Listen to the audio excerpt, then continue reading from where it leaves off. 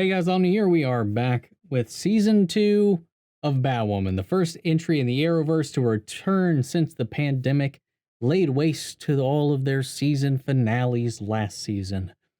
During that, we got the announcements that Kane, Ruby Rose, was leaving the show. The character is the question of the plot at this point. The first episode appears to be whatever happened to Kane, and that's question is going to be one of the driving factors of this season.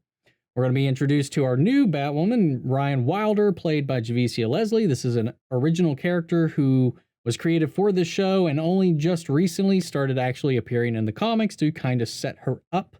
So, I've expressed my opinions on this transition before with how integral Kate has been and to all of the relationships and the plots in this show.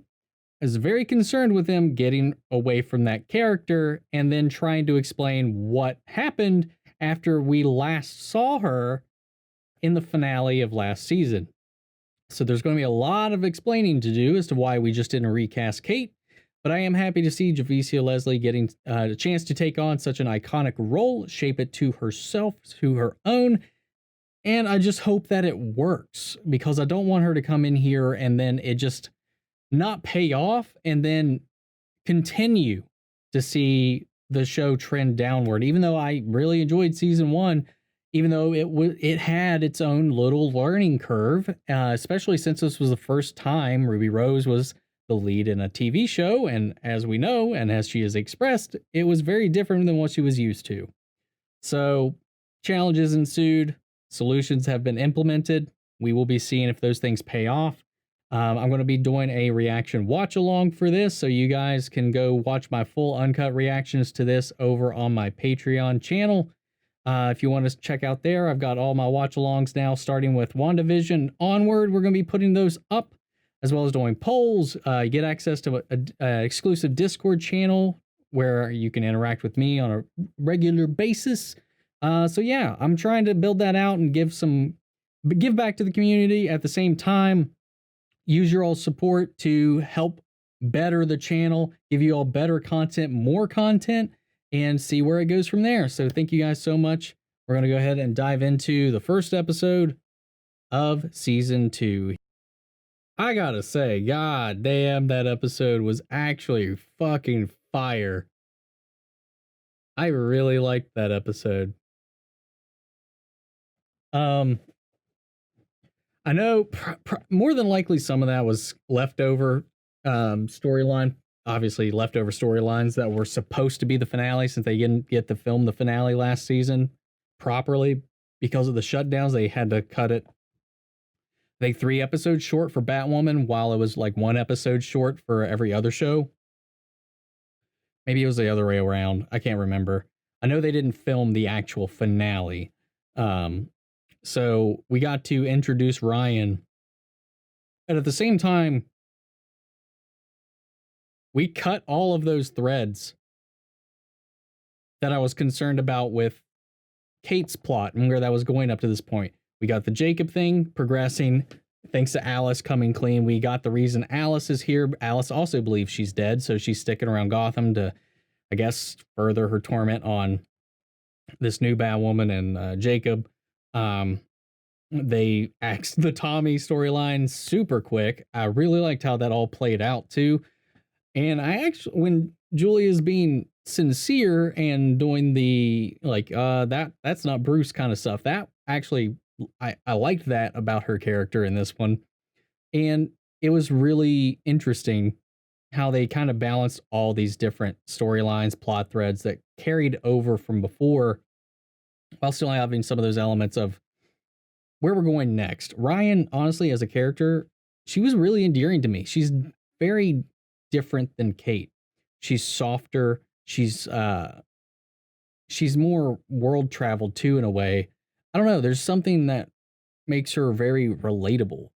And I know there's some concerns with her backstory being a little overly filled with cliches that we see all the time with people of color in these types of roles. I mean, she pretty much had all the like hard life boxes checked off in this, but it builds up her character to be like um vindictive against the people that perpetrate these things, while also be keeping her compassionate enough to go down this, I think, the right way.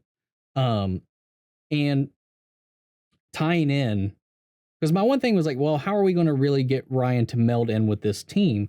And while she's yet to do that with Mary and Lucas, uh, Luke, whatever, sorry, that I think that we'll be able to see that come through as they've seen. Well, she actually did a pretty good job fighting off Tommy Elliott and, beating up some of those criminals, even though she doesn't know how to use the suit necessarily, not yet. Um, we see that that's something that can grow. My concern was going to be like, what's her dynamic and her reason? What's going to be the push and pull to keep Alice in the show without Kate Kane? Because we know Alice believes Kate's dead at this point. And we got confirmation, as I theorized earlier in the episode. Thought that maybe Safia had something to do with the plane going down. And then that note on the paper airplane that came in at the end to Alice pretty much confirmed that. 100% confirmed that. You can say you can call us even now, or whatever it said. Dash Safia. So we knew that she was coming in. She was coming after everybody. It's just another ex of Kate's, if they go with the comic line, that is just after Kate. And now, by, association, anybody else related to her, I guess. I wonder what if she's going to target Ryan too, or play out to be a major part of this season. I think they said that she was cast. They actually cast a Safia, so maybe she's going to see a Batwoman is still alive. Not necessarily assume it's Kate, because I think it's pretty obvious to most people that it's not going to be Kate in the suit. That it's going to be a new person taking up the mantle and taking up the symbol and the honorific, and moving from there. But does she want to exact some further revenge on Kate by destroying that symbol completely? Is that going to be the reason they go after Ryan? But Ryan has this built in, and I like how they did that, because that was a concern I had. What's going to be the drive, the connective tissue? And I got away from myself trying to explain it or get into my thoughts on it. Was that what's going to be the tie-in for Ryan's character and Alice to be put against each other, and having the Wonderland gang be the ones that were squatting in her new apartment that killed her mother, and have them be responsible for that, killing their landlord, her mother, and also leaving her for dead and homeless. And on top of that, you have her interconnected in with the corruption and the crows we had exposed last season, as their profiling and stuff like that, as we saw come out, and her be a victim of that as well puts her at odds with the crows, obviously. But the fact that Alice's gang was the one that perpetrated her mother's murder, that gives her a big old target on her back, as Ryan is seeking revenge against the death of her mother at the hands of Alice and her gang. So that's going to put Ryan after Alice. So, honestly, this was a really good startup. And honestly, if I'm going to be honest, this was a much better first episode, I think, than the actual first episode of last season. But again, that's not fresh in my mind right now. But this I thought this was well paced. I thought it was balanced out across the different storylines, and I thought they exceeded in all of my expectations in how they were going to manage these leftover Kate Kane plots. I guess we'll see where they go from here. I didn't stick around to see who is playing Kate, because we heard that voiceover. Who is that? Is that going to be who plays Kate when she eventually returns to the show, or whenever that mystery is revealed? When are we ever going to find out what happened to the real Bruce? Because my initial speculation was maybe the activity of this fake Bruce running around the world would be something that calls attention to the real Bruce to instigate him to return to Gotham and be like, that's not me. That's not me, fam. So I don't know. Honestly, I really dug this episode. So I'm excited to see where it's going to go from here. So yeah, most of my concerns have been alleviated. So we'll see. What'd you guys think? What'd you think of this introduction? I thought Javicia looked really good in the suit. I know they're going to get a redesign because it's still the Kate suit, and she's going to kind of tweak it and make it her own. I don't know that we've gotten a really good look at the updated suit, the Ryan suit. So I don't know.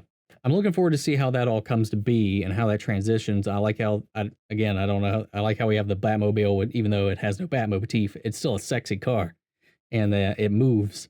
It'll also differ from Kate, who preferred her motorcycle, and it'll give Ryan something a little beefier to play around with, something to learn and grow with all the gadgets there within, if that becomes her ride of choice. And then the question remains, whatever happened to Kate Kane? Sound off the comments. Let me know your guys' thoughts on this first episode. We'll carry on the conversation after the video. Thank you all for tuning in. Again, reaction watch along is available over on Patreon, so you guys can check that out and sync it up with your time codes. It has the commercials cut out of it, so anytime a commercial starts, pretty much just pause my video. As soon as the show comes back, keep it going again. Thank you guys so much. I'll catch you guys next time. Take care, everybody.